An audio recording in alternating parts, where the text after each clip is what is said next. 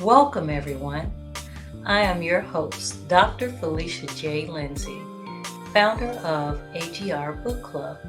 Welcome to Deliciously Lit, the podcast where adventure, books, and cuisine collide. If this is your first time to our channel, or if you've been here before, say hello. I'm back. D Lit. Now, pour yourself a glass of your favorite beverage, settle in, and get ready for some deliciously lit fun. Hello, I am Dr. Felicia J. Lindsay, host of Deliciously Lit. I am here today with Chef KDJ. Keith, tell me more about you and your career path. You have had many milestones. You're awesome. When I started looking through all of the stuff, I was like, oh my gosh, I can't believe all the things that he's accomplished in his career. So tell us a little bit about how did you even get started in the culinary career? Okay, so first of all, thank you for that wonderful introduction. You are way too kind. So I was fortunate enough, I was born and raised in Detroit. And I was fortunate enough after graduating high school, I walked into the kitchen of a master chef and I stayed with him for right around 11 years. And Mhm. he taught me the profession. When I went there, it was just to get a job. And little did I know it would turn into a career. And my father was a violent alcoholic. I have an older brother and an older sister. My father was a violent alcoholic, and he left our family at an early age. And I needed like a male mentor in my life. I didn't know it at the time, but I needed a male mentor. And at that time, those formative years, my one of my teachers was instrumental in bringing me along, and then the chef was instrumental in continuing on path and the process for me. So I walked in that kitchen and I had 1,000% passion and 0% skills. Okay. Now, he asked me two questions on the interview on Friday, and this is kind of fascinating. So I'll be a little long winded. But I showed up to a job interview on the Friday. He asked me two questions. He said, "Do you want to work?" I said, "Yes, sir." He said, "Do you want to work hard?" I said, "Yes, sir." He was, "Be here Monday at 7 and we'll get started." I'm like, "Great." So Monday at 7, I showed up. 7:05, I knew I was totally overwhelmed because everybody was humping, they was buzzing around, they was doing their thing, they was getting it in. I mean, the operation was incredible, and it was a restaurant called 20's Cafe, and it Okay. was in a suburb of Detroit. The suburb was Birmingham. It was in downtown Birmingham, and it was a full-on European cafe, meaning that they had a display case with pates, terrines, galantines. Mhm. So they were doing all their own butchering. They were doing all their own fresh desserts. So I was fascinated by everything that was going on. So after that first day, I made it through, and I went home and I looked in the mirror and I made a promise to myself that I live by this day. No one will ever outwork me, ever. I felt so bad after I made it through the first day because I didn't have a clue to what I was doing. Mhm. And when I made that commitment to myself, that kind of like altered everything because I had to show up early and stay late. So that's Yes. when I officially became a workaholic. And I Oh, live by those same tendencies to this very day, where the commitment is no one will ever outwork Keith. I don't care what it is. That's my commitment to myself. Once I understand what's going on, okay, I'm with it. Let's go. now you're talking about Master Chef Edward Janos. Am I saying his Yep, name correctly? Okay. yep, yep, Now, how long did you train with him? You said 11 years? yep. Okay. Now, with that time frame, what can you say is your signature dish that you learned how to make out of being under his tutelage for that longer period of time? Well, you know, that's an excellent question. We were everything that we did in at that time came out of Escoffier, and Escoffier is kind of like the godfather of the kitchen, French chef, and that's where the whole professional kitchen structure is originates back to. Okay. So we were doing a lot of classical French cooking at that time, and one dish that I made the first thing that I really made for my family, and it's not classical French by any means, but was a chicken strudel. So Mm, my mom and my family, they love that. And every time I go back home, I have to make that chicken strudel. And that was the thing that we had on our lunch menu, on our daily lunch menu. uh-huh. So, prep, we'll make 6 chicken strudels, and I'm talking about roasting the chickens in the oven, pulling the meat, making a sauce of velouté, Hmm. and then mixing it together, and then kind of like making a filling, and then putting it in a phyllo dough.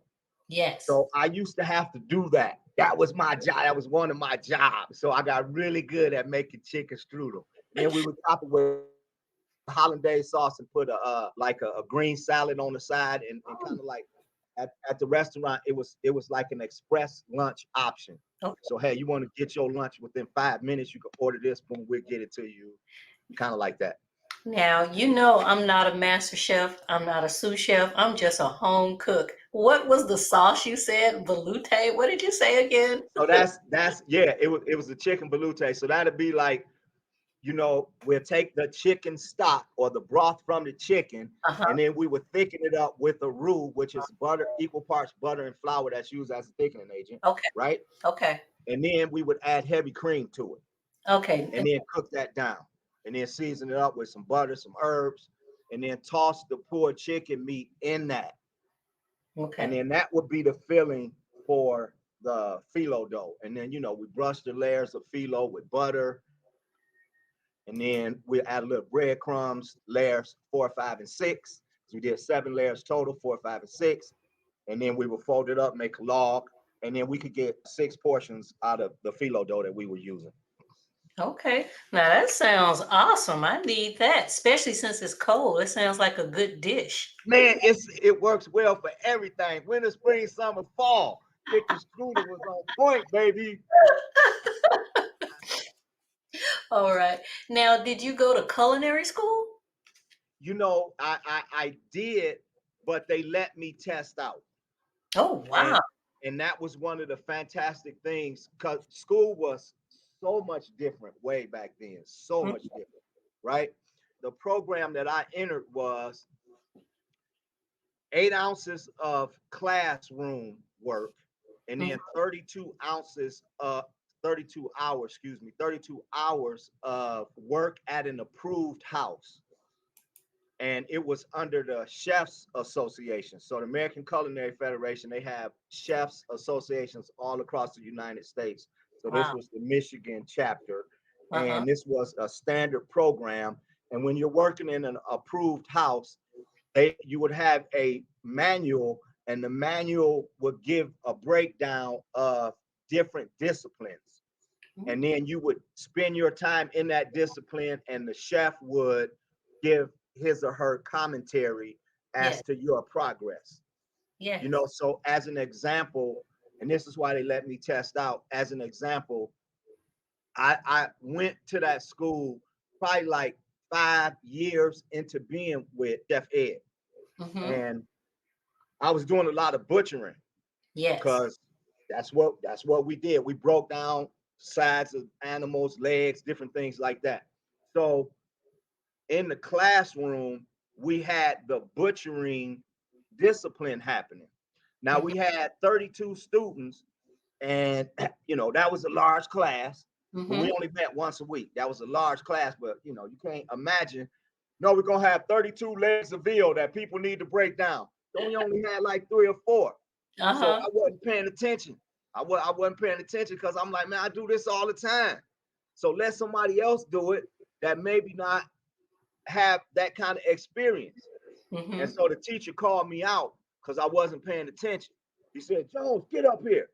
And then I went up there, and then he says, I want you to break this down. And then I said, okay, so do you want it broken down like they do over in Europe, or do you want it broken down like they do in the United States? So Oh, then he so then he thought I was being, you know, funny. like I like cocky, you being uppity. And I'm like, no, man, it's just where I work. That's what we do. Yes. And then he was like, so he says, do it like they do in the United States. So it took me about, I don't know, 10 or 15 minutes to break it down. And then he pulled me to the side. He said, listen, man, you don't need to be in this class because you got way too many skills. And so he sent me to the supervisors and they let me test out. Well, So that. I went to school, but I didn't actually stay in school. So, how long does it traditionally take for people who are not so gifted? So that way back then, it was a 3-year program. Okay. What is So it it now? was yeah, it was a 3-year program. But fast forward to where we are now, the whole industry has changed, Wow. and a lot of the luster and shine has gone off of schools, and a lot of schools have closed, and Really? it's terrible. Oh man, it is terrible. I'm here in Denver right now, Mm-hmm. excuse me, and we had a couple of very well-known institutions, culinary institutions. One Johnson and Wales, and the other one was the Institute of Arts. Mm-hmm. Both of them closed, and this was coming out of the pandemic. So they Okay. made it up to there, but then coming out of the pandemic, they couldn't survive. Did they switch to a more online format? They tried that, Oh, but a lot of cooking is hands-on. yes. You, Yes. like you need that, and then because of how cooking is, you need to critique kind of like right away, Yes. Yes. right? Because if you're doing something wrong and you don't correct it, when you finish, it's still gonna be wrong. And it'll be a habit. Yeah. And then you went through all that whole process to do exactly what you said, develop a bad habit. Mm-hmm. So cooking is one of those skill sets where you need kind of like that hands-on proper instruction, somebody watching you, somebody instructing you and guiding you from the beginning, just to help you get your foundation set. And then once you get your foundation set, then that's where your own personal creativity can take over. And then you can do the adage of a recipe is just a place to begin. Take it and make it your own. Okay. I have one other question. So, are they doing more where the students can come and do, like in our field, we do preceptorships, or you could say an external training before you start your intern training, where you work under a master chef for a period of time. Is that what they're trending towards now? No. And it's sad because that would be the best way. But nowadays, all schools are a business. Okay. So the schools that survive, they're charging these students an astronomical amount of money Yeah. just to get their degree. Yeah. Then they're gonna get a degree, and that's great. I never discourage anyone from getting a formal degree, but then you're going to go into the real world, and now most of them will have a student loan that they'll have to pay back, and make it into whatever their life structure is, and try to carve out a living. Yes. And the kitchen is famous for underpay. Oh, okay. I understand. So because you're not getting a good salary, it'll force you to take a second job. Okay. And because you got culinary skills, most culinarians end up with two jobs, and then they tend Oh, to suffer from burnout yes. that much faster, opposed to having a balance between work life, Work life. the balance that we all struggle for to make our personal situations work. Now, I have another question for you.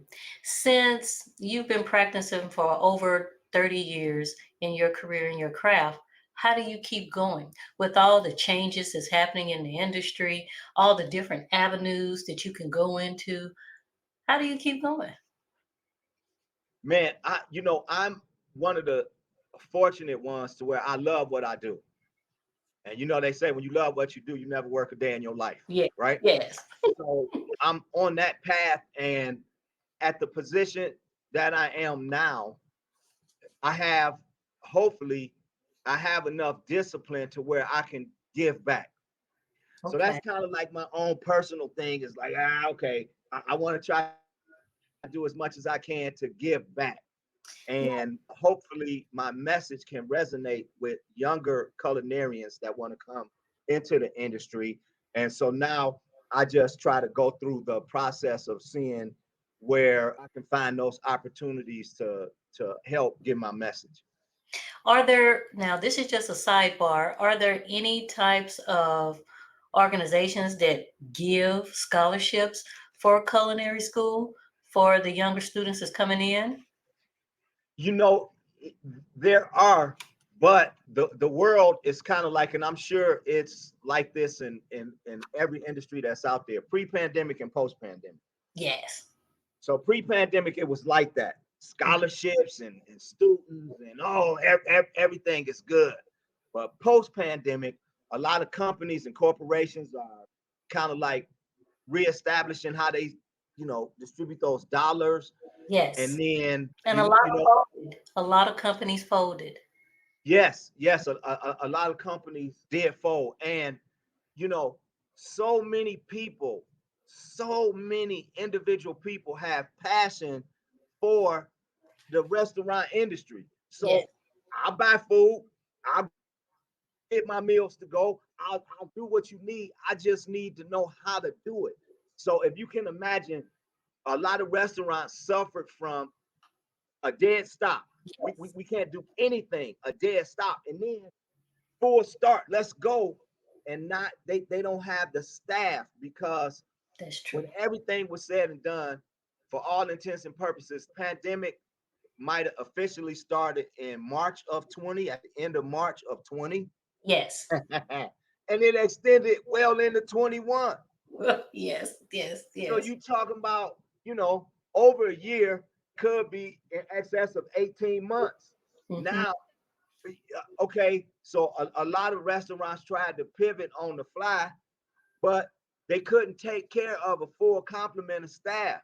So maybe they just had the owner and one person. And, so now coming out of it, they're struggling for people. So the industry completely changed. Dishwashers making over $20 an hour now. Yes. Now, I'll be honest with you. It's the same thing in the medical field. We have people that's medical assistants making $20 an hour. I mean, Yes, it's it's a need. It's just a true need. right. And because of that, the whole go to school path, a lot of people are not with that. Hey, I need the help now. Come Yeah. to me now and commit to me, and I'll train you. Yes. So you might not get a formal training or education, but you're gonna get to what this particular restaurant is, an Italian restaurant. You're gonna get that discipline. So this is Okay. what we need. So students, culinary students nowadays, they get to almost kind of like pick and choose on what they want to do, and that's a great thing, but they have to be cautious, because you could get in a bad environment, because it's a lot of stress in the kitchen. It's a lot of, I'm going to say, it's a lot of all the negative things that you associate with a bad employment experience. Hmm. It's rampant in the kitchen. So verbal abuse, sexual abuse, I mean, stress, stack, you name it, keep stacking it on. A lot of that is prevalent in the kitchen, Hmm. and real committed chef to the craft and personal commitment to themselves. Like, treat people the way you want to be treated. Yes. In the kitchen, it's easier said than done, Okay. because most chefs can't handle the stress, and then they lash out to their employees because you work for me. You gotta do what I say. And and it's bad. Don't have the leadership skills and Oh, don't have all the coping mechanisms down to where correct, you can decrease some of that stress. correct. And because you said that, mental well-being, mental health is huge in our industry Yeah, right now. And we're trying to, as an industry, we're trying to get the insurance companies to allow for therapy to be covered. I'm baffled. Why wouldn't it cover it? Everybody has difficult situations, stress, and problems that they go through in life. Just listening to Absolutely. you say what's going on in the kitchen, we experience that in every job. Every job. It doesn't Absolutely. matter where you're at. So it's something that just should be instituted down the line. Yes, it is so needed in our industry. I just had a conversation with a colleague earlier this morning, and he was telling me he took a 3 month leave of absence because he was stressed out. He was stressed out, and it impacted his family, it Yeah. impacted his wife and his kids. Hmm. And so he was just like, Keith, I needed a break. And so he's taking a break, and he says, I don't know if I'll go back into the kitchen. He was a culinary director of a school district, Hmm. That's a and, lot. and, and a pretty affluent school district. So money was not the issue because he was paid over six figures. Hmm. But he was just like, I'm not happy, and I'm thinking about going into a consultant role. So he Yeah. wanted to pick my brain as he's trying to decide if he'll actually go back to his job.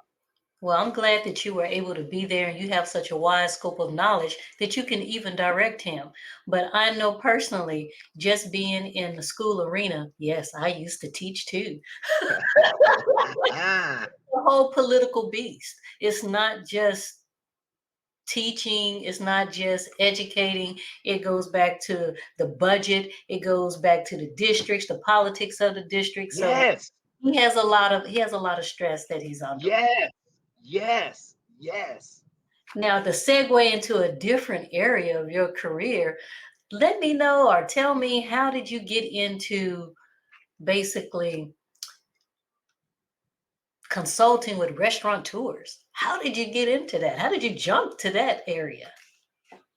It's like you said, a lot of chefs, owners, managers don't have leadership skills. Okay. Yeah. So you could think, oh, opening up a restaurant is easy.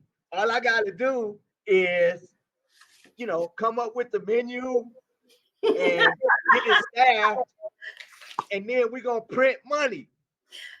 That And then sounds. it's just like, that is so far away from the truth. Mhm. So, over my career, like when I relocated from Michigan to Colorado, I came to Colorado for a corporation called CCA, Club Mhm. Corporations of America.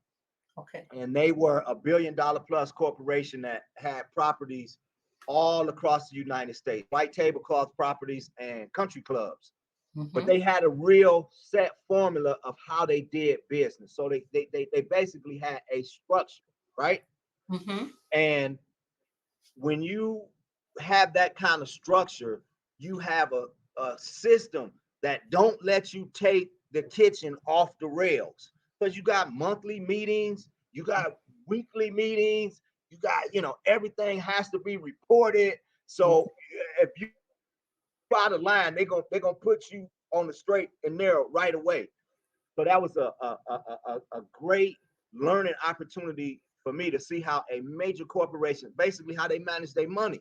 Yes. Yes. And now, because I have the skills from being on the job trained with this master chef, I know what success looks like in a kitchen operation. Mhm. Now I know what financial success looks like from a book perspective. So Yes. now we can take the skill side, the finance side, put them together. And it's just like, hey, listen, you need some help. I'm here to help you out. I'm here to help you out. And I mentioned that the club, because it was a private dining club. Okay. Okay. So our membership was the, Now that sounds fun. Something I'd be interested in. oh man, it was the toast of the town.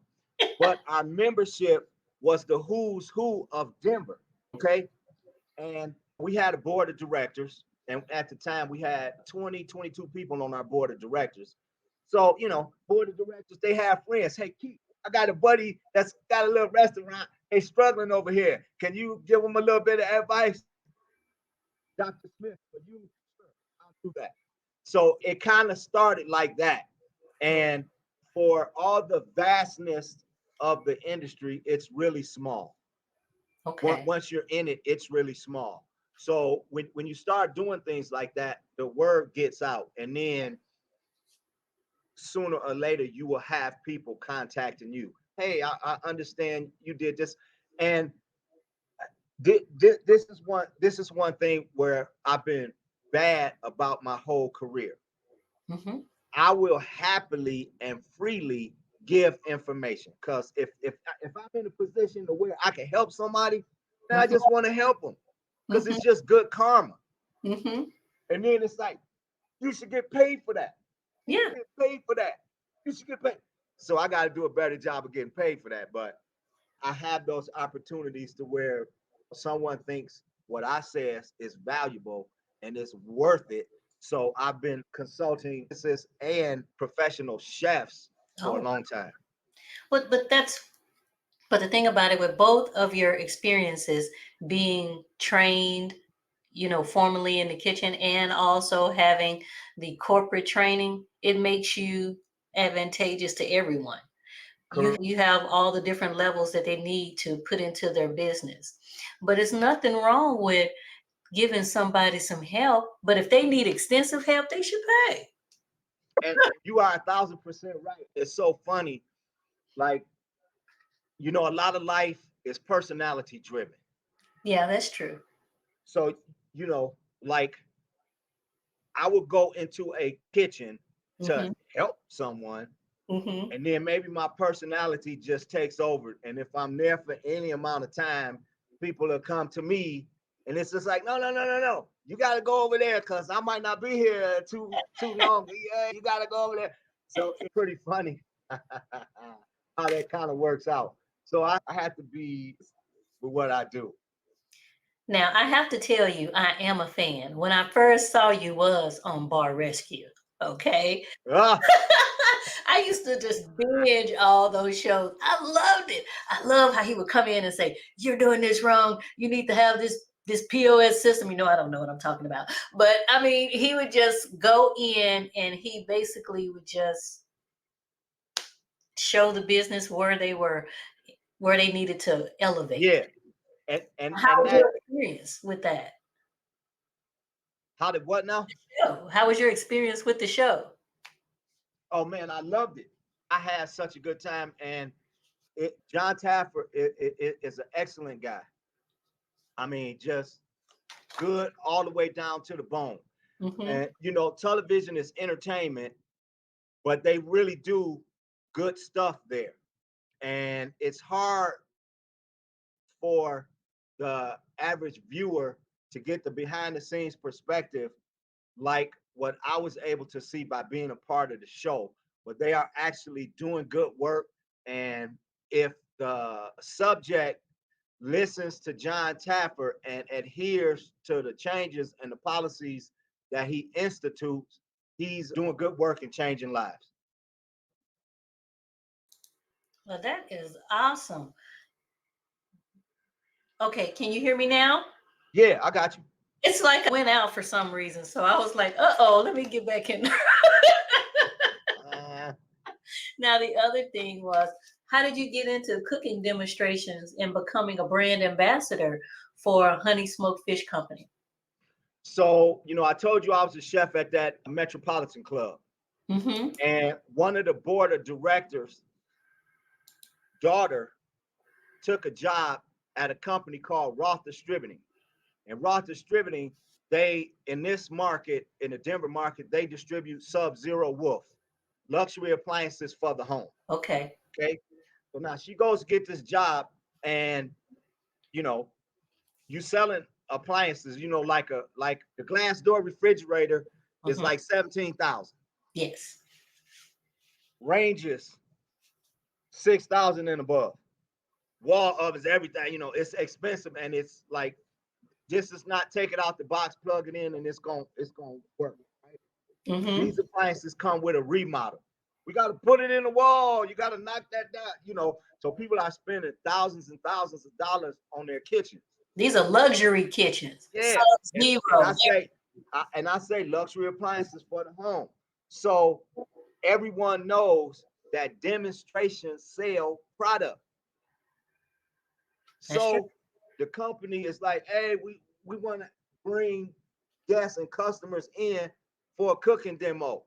So the board of directors mother got her daughter the job, and then she asked me, can you help her out? And I'm like, oh, they need somebody to make them a dinner or make them a lunch. I'll do that. And then so I got started with them. And then it's like 11 and a half years later, because they like what I was doing. And it wasn't, a full-time job. Yeah. 2-3 times a month. And we're gonna do anything from say like an intimate setting where we might have 6 or 8 people Mm-hmm. to 12 to 20. So make us something to promote the features and benefits of our appliances. Okay, great. So I started doing that, and then when I really started doing it, and because it's just like, okay, Keith might not be available all the time, so we might get Chef B, Chef C to fill in. Uh-huh. And then, we're gonna have this big industry event, and now all of us gonna work together. Well, no, no, no, no, no. That's not how it goes. So then when I start seeing what everybody else is doing, I'm like, wait a minute. And then they like, we only want you. We only want you. So then they started building their schedule around my availability. And I would do stuff for them, and then they didn't sell to the public. Okay. So if you wanted one of their appliances, they would take your zip code and they would say, here's our dealer that's closest to you. Okay. So now the dealers want to use me. Hey, I like it. can you come over here and do this? Can you come? So man, I started doing that, and it got to be where that was almost kind of like a full-time job doing that. So, Mm-hmm. but that fit into my workaholic structure. So I'm doing my regular job, and then I'm doing this. So now, how I got connected with Honey Smoke is I had a couple of companies that hired me to be the chef MC of the cooking demo stage. And a lot of gourmet shows will go to a city, and Mm-hmm. then we're gonna be there for the weekend.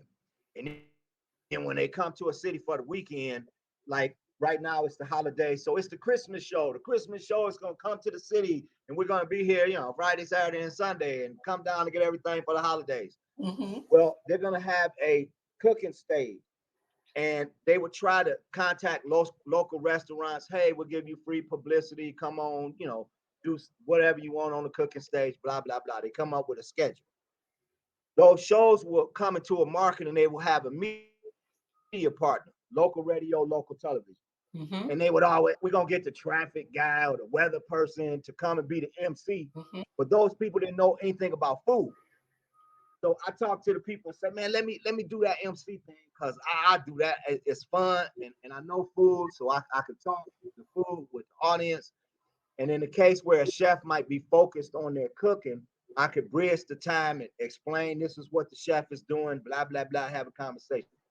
So I got pretty good at that. And I was traveling all over the country doing it, right? Mm-hmm. And every place I go, every city I go, I would get the program. And any Colorado companies, I would just go say hi, introduce myself. Hey, how you doing? So Mm-hmm. I'm seeing the owner from the Honey Smoke Fish Company everywhere. We in Florida, Texas, New York, Illinois, California, seeing this guy everywhere. Mm-hmm. So we were in San Diego, and he was behind. He was way behind, like so far behind. And I had a couple of volunteers, and I told one of the volunteers, I said, you see this guy right here? He's my friend. I want you to stay with him, do whatever he needs done. Don't come back to me until he says it's okay. Go get him a cup of coffee, put some cream and sugar in there, and just stay with him and don't come back. And so the volunteer says, okay. He came back about 4 to 5 hours later. Mm-hmm. And he was like, okay, everything's good, blah, blah, blah. So now we closed out the show. We had a great time. So 2 weeks later, I see the guy in Denver and he says, I need to talk to you for a minute. Talk to me like what? Man, what you did for me in San Diego, I need somebody like you in my organization. Mm-hmm. I want to see if I can bring you on. And at that time, I was like, I don't know. I don't want to be no salesperson. And he's like, no, I don't need you to sell. All I need you to do is create recipes for me using my product. Wow. And in his mind, he's like, I got a home chef, a retail consumer, Mm-hmm. and I got a wholesale consumer, the professional chef. Mm-hmm. So I want you to make recipes for the home chef.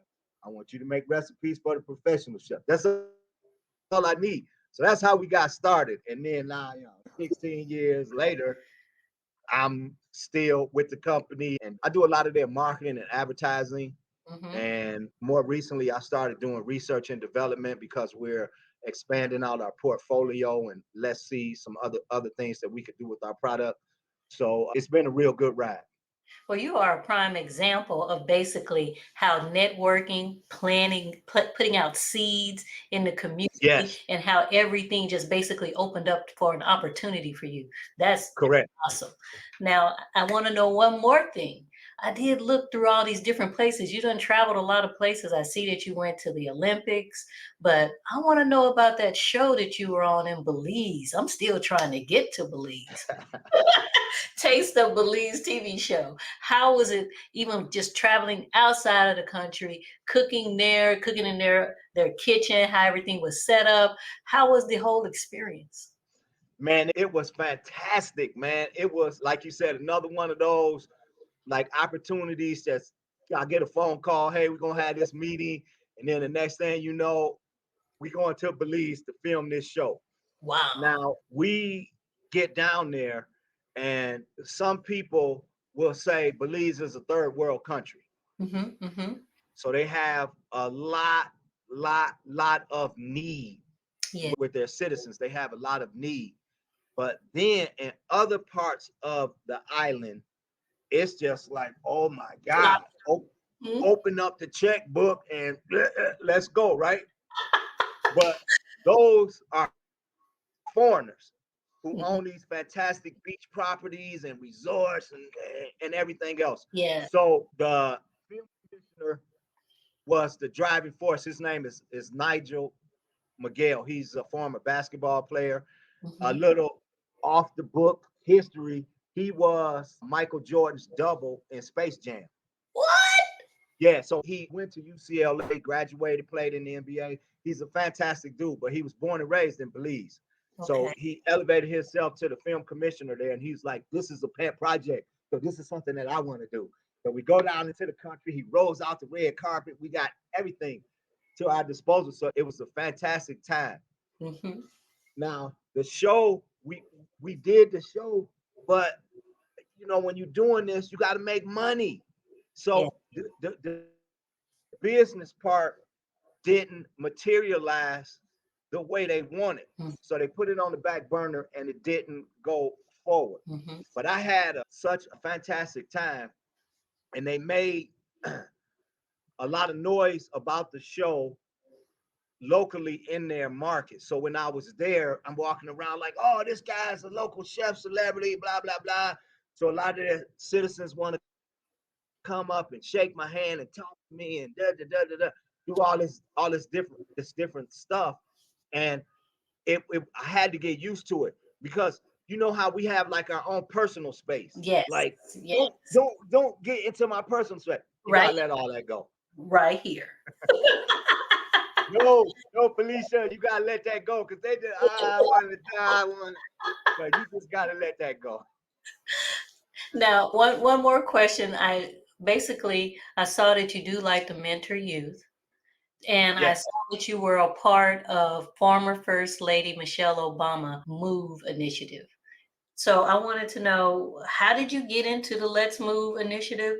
What all did you have to do? And I saw that you even went to the White House. Yes, that was another one of those, crazy things that happened. So when that program, when Michelle Obama launched that program, she launched it as kind of like her mission to help kids play and eat healthy, Yeah. right? Yes. So let's see if we can, and you know, she's not going to limit the kids, but it was a need in the black and brown community. Yes. So she was basically talking to us, let's see if we can get you out in the playgrounds and exercise, put the games down, Mhm. the electronic games, put those down and get back out on the playgrounds and run and jump and play like kids used to do. So you could build up a healthy system. You Yes. can't be sitting around doing this all day and think you getting your exercise. No, because exercise is good for you. And then let's take it a step further. You can exercise and eat well too. So when she launched the program, they did a nationwide call for chefs to see if you could get involved in your local communities. Awesome. And most chefs will have kids in school. Yes. So they was like, you could just go donate to the school where your kid is going, Oh, wow. right? And So they put that call out, and all of this was kind of like behind the scenes. mm-hmm. Going to the White House was the formal launch. So now a call out to all chefs nationwide. If you can make it here to be a part of the official launch, we're gonna host you. Awesome. So all the chefs that wanted to come were open to coming. And when everything was said and done, it was like between 700 or 800 of us that showed up for that official launch. They had a press briefing at one of the hotels close to the White House. Mm-hmm. And at the press briefing, they talked about something that you mentioned earlier, the whole school lunch structure Mm-hmm. Mm-hmm. and how completely convoluted it is, and how trying to manage the dollars and make it to where it makes sense. It Yes. was just like insane. And at the time, Arnie Duncan was the education secretary, so he came and he was the headliner to talk about what they were forecasting for school food service going into the future. Okay. And it was, oh man, it was fantastic. I mean, I was sitting there in utter amazement that they were sharing all this information, but man, is that school lunch, or the before school feeding program and the after school feeding program, and then trying to wrap your head around this could be the only real meal that these kids get in the course of their day. Yes. And you want to give me 75 cents to give them something good and healthy? Yes. That's all I get. I mean, I went there. Yeah, I want to be a part of this. And you get there and it's just like, whoa, wait a minute, what's going on? So they share all that information. And because the White House was so close, okay, so now we're going over to the White House and we're gonna do the photo launch and we're gonna have some words over there and blah blah blah.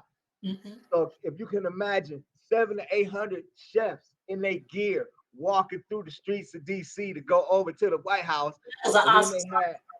then they had two stages of security that we had to go through. So the Mm-hmm. line was long to get through the security to get into the White House. And they had it was a bunch of celebrity chefs there, and Jose Andres was there, and he was kind of like in the formal picture with Michelle Obama, with Michelle Obama, Arnie Duncan, and a couple of the other dignitaries. But it was, man, a tremendous experience. And the charge was to go back to your local communities and get involved. And Yes. so we came back. We had a contingency that came from Colorado. We didn't all travel together, but we kind of like ended up being in the same area when they had us stage for the formal introduction. And we came back, and our chapter in Colorado was already doing a good job of planning of meal planning, meaning that the school districts can organize their lunch schedules Mm-hmm. and take it to the local farmers and Oh, say, grow these crops, uh-huh. and then we'll commit to purchasing the product once you harvest it. And at the time, Colorado was almost kind of like a model for some of the other school districts to see if they could be that involved together, to where the schools can give the recipes or the menus to the farmers can go to grow the product, Mm-hmm. and then they can harvest it and keep everything within the state. So that really boosts the economy of the state. Plus, the kids receive Yes, good, healthy food and food yes. because of chef. And then they had the individual chefs that could go to. So I was in the Douglas County School District, and so I worked with the Douglas County School Districts to go just into some K through 6 and then K through 8 schools and do cooking demonstrations. Just try to get kids to eat something that they might not be familiar with, and Yes, primarily vegetables. Because you know the fruits, they got a little sweet to them, and it's not hard to get kids to eat something sweet. that's true. But to try to get them to eat some green beans or to eat some squash or to, man, eat some bell peppers or something like that, you might not be too successful. Exactly. So we had to come up with some fun ways, stuff to do to get the kids to eat it. But we did, and it was pretty cool. And of course, I want you to come to my school. But you do know this is a volunteer program, don't you? And I just don't have that much Much. time in my schedule. Hmm. Well, I'll be honest with you. You've done way more than I have in my career. You have seen many places, you've met many people. You're a wealth of knowledge to all the people who want to go into the culinary industry and want to go out there and do all the things that you have done. Now, Oh, well, thank you for that. I see that you wrote 2 books. You got to tell me about these books. You know, we love the books. Ta-da! Did you see that right there? I There see they it. go. I see it. Okay.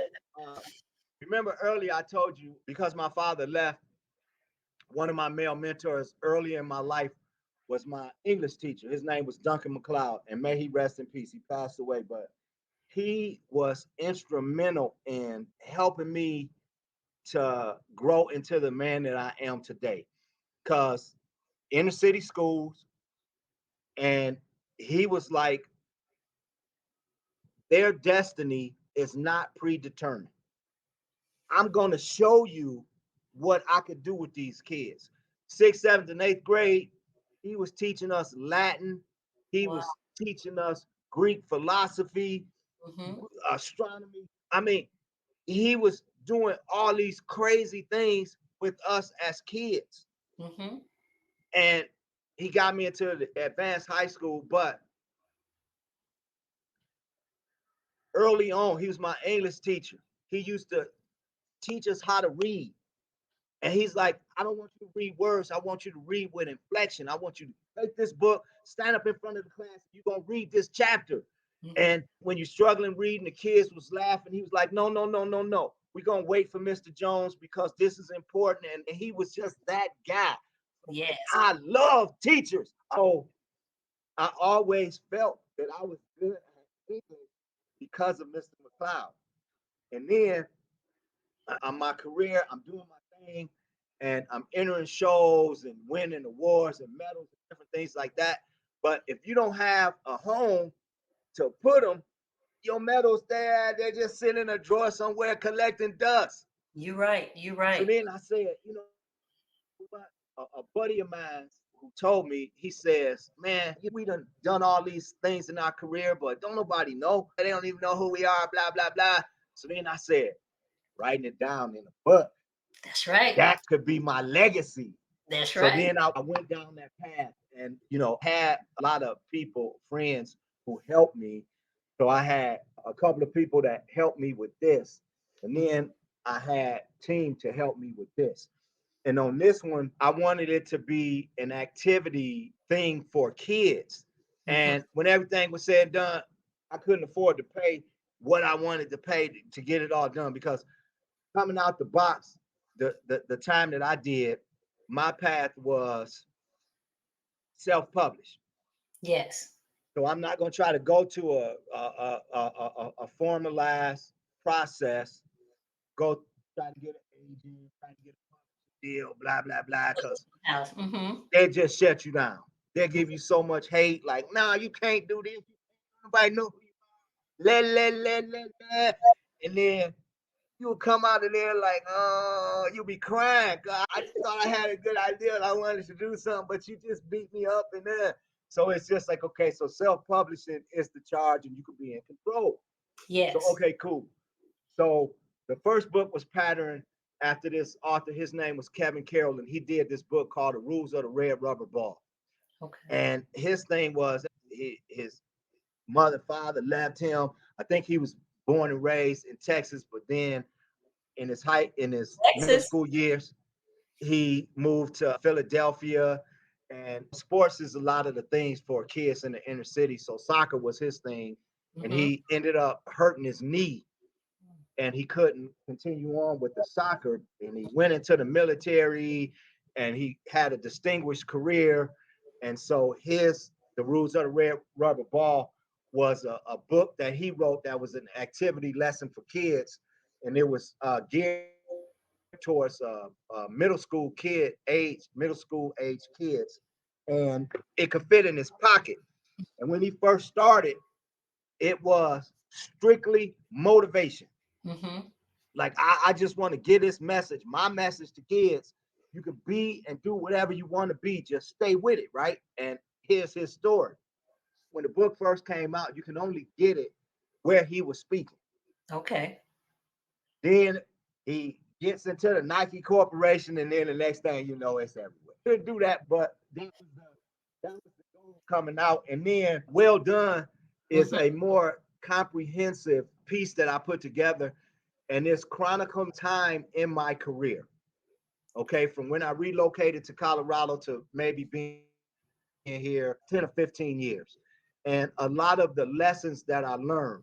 And hopefully you can go from smart to wise. Yes. Smart is learning the lesson. Wise is learning the lesson from someone else's mistake, Mm. not necessarily having to make the mistake yourself, right? I like that. So that's what this one is for. And then when I wrote it, thought was to give back to culinarians, to give back to culinarians. But then I'm like, man, there's so many valuable lessons in there. And one of the lessons that try to help people understand Mm-hmm. is that when we eat, it's personal. Yeah. It's personal. So when you go into a restaurant, you opening up your personal self to that team. Yes. So a chef has a lot of responsibility to almost kind of like respect that relationship that your customers give you. And that's not something that you learn when it's this is how you make this sauce, this is how you make this dish. That whole respect factor is just not there.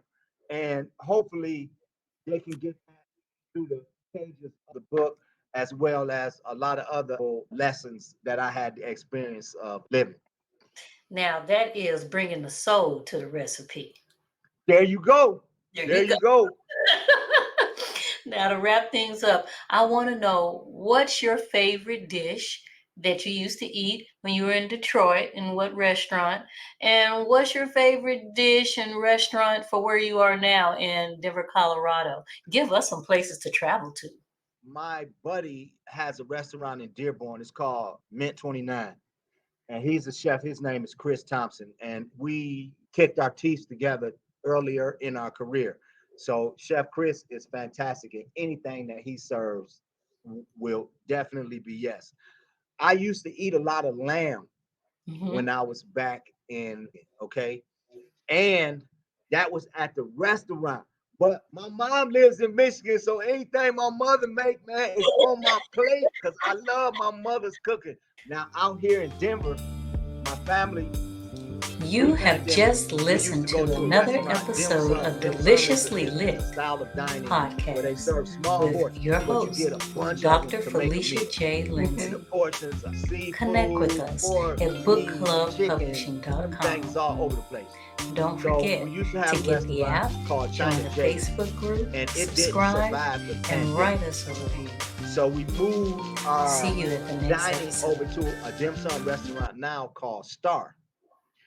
And I like Asian food. So we'll do that. And then my wife and I will search out a lot of sushi restaurants. I love sushi. And we're in the process of finding new ones because the two that we was going to, they didn't survive the pandemic either. So I take a rain check on my sushi restaurants when I figure those out and get back to you. Yes, that gives you and your wife some fun date nights. Oh man, yes, we don't do that much. We're empty nesters, so we don't do that much. And my wife's work pre-pandemic, she was going into the office. Post-pandemic, she's working from home. So I gotta, get the crowbar. Hey, get up, you going out? Because she don't want to go outside no more. She thinks like everything outside is just big germ. I'm gonna go out there and this is gonna happen to me and that's gonna happen to me.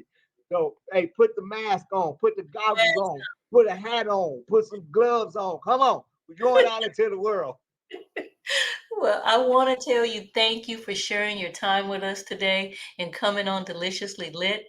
I enjoy speaking with you today, and I know everyone else will enjoy this program too. Man, you are so kind. Thanks so very much for having me. Well, I wish you much success.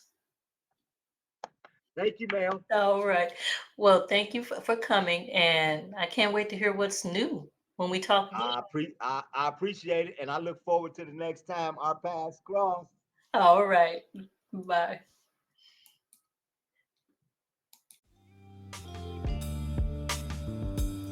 You have just listened to another episode of Deliciously Lit podcast with your host, Dr. Felicia J. Lindsay. Connect with us at bookclubpublishing.com. Don't forget to get the app, join the Facebook group, subscribe, and write us a review. See you at the next episode.